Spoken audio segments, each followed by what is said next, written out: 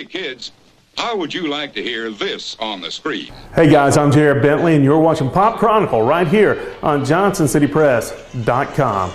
That's what you sound like. We must insist on absolute quiet. So the temperature's been dropping quite a bit lately. We got snow in the air and on the ground, and that makes for a good day of cuddling up and watching a good movie. I've talked on here about good scary movies, I've talked about good music movies, talked about several different types of films that you can watch in the comfort of your own home or wherever you want to go. One thing we haven't talked about, great comedies. There are plenty of amazing funny movies you can watch. There's a huge list. You can go online and find everybody ranking films from 1 to 100 to 1,000 of the funniest movies ever made. I'm going to give you my favorite 5 funny movies and see if there's something you might want to watch.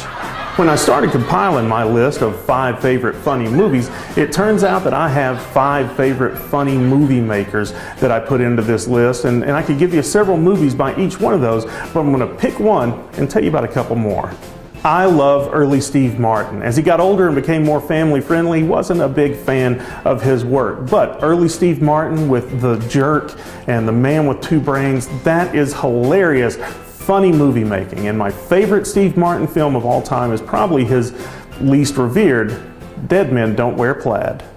Steve Martin, the funniest comedian who ever lived, is Rigby Reardon in Dead Men Don't Wear Plaid. Oof.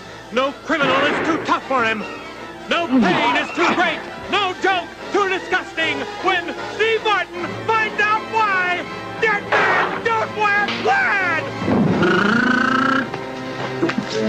Rated PG! I'll buy 2 tickets.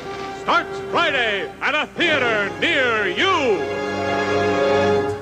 My favorite filmmaking duo are the Coen brothers. Joel and Ethan make great movies, whether they are steeped in drama or funny or scary. Whatever they can do, they can really build tension. They can also build plenty of laughs.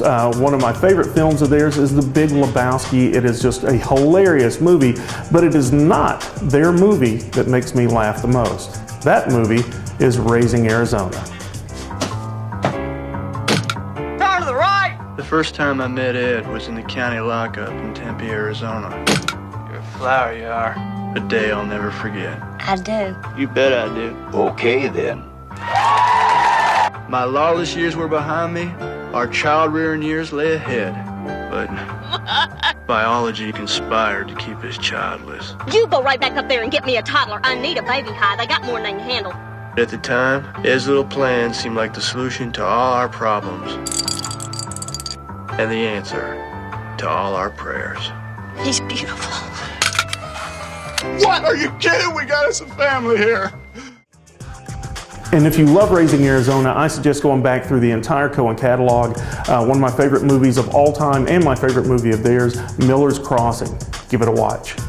You can't talk about funny movies of the last 25 years unless you talk about Rob Reiner, Christopher Guest, the work they've done together and apart.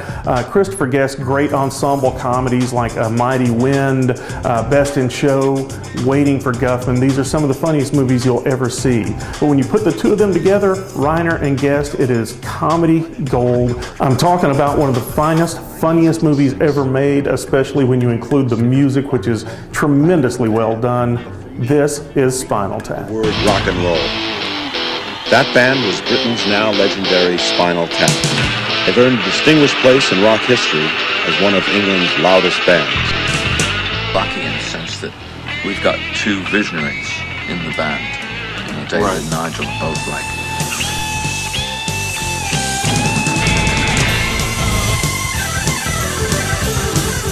Hey, I jumped at the chance to make the documentary you're about to see. I wanted to capture the sights, the sounds, the smells of a hard-working rock band on the road. But I got more. A lot more. I mentioned Christopher Guest's ensemble work. When you talk about comedy ensembles, there is no group who is better at getting a laugh out of people than Monty Python. Their history in England and around the globe speaks for itself. They are amazing, they are funny, they are witty, and everybody loves the Holy Grail. I mean, it is the Holy Grail of Monty Python movies, but it's not my favorite. My favorite, The Life of Brian. In the next 24 hours. This man will join the underground, go to jail, escape from jail, perform a miracle. I was blind, now I can see. All without his mother's permission. What have you been telling them? They think I'm the Messiah. This is Monty Python's Life of Brian, rated R. Please check newspaper for opening date in theaters near you. And this brings us to the pinnacle of my favorite funny films, and I'm going to go with Mel Brooks. Whether it's Blazing Saddles, whether it's High Anxiety, the work he did in History of the World Part 1, I laughed nonstop. Mel Brooks is a comedy genius. I think that comedy genius reached its apex when he worked with Gene Wilder in Young Frankenstein. 20th Century Fox presents Young Frankenstein. A new film by America's master of comedy, Mel Brooks. This guy means business. Young Frankenstein. Starring Gene Wilder as Dr. Frankenstein. Hello there. I'm going to set you free. What's the matter? Give me the... Peter Boyle as the monster.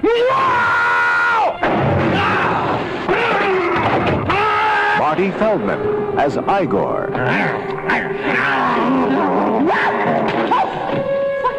Cloris Leachman as Frau Blucher. Yes! Then you and Victor were... Say it.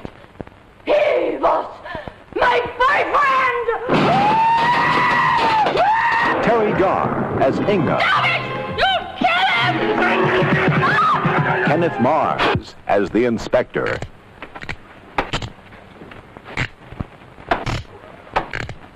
And Madeline Kahn as Elizabeth. Calm down.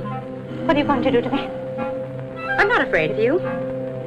Listen, I have to be back by 11:30. I'm expecting a very important call.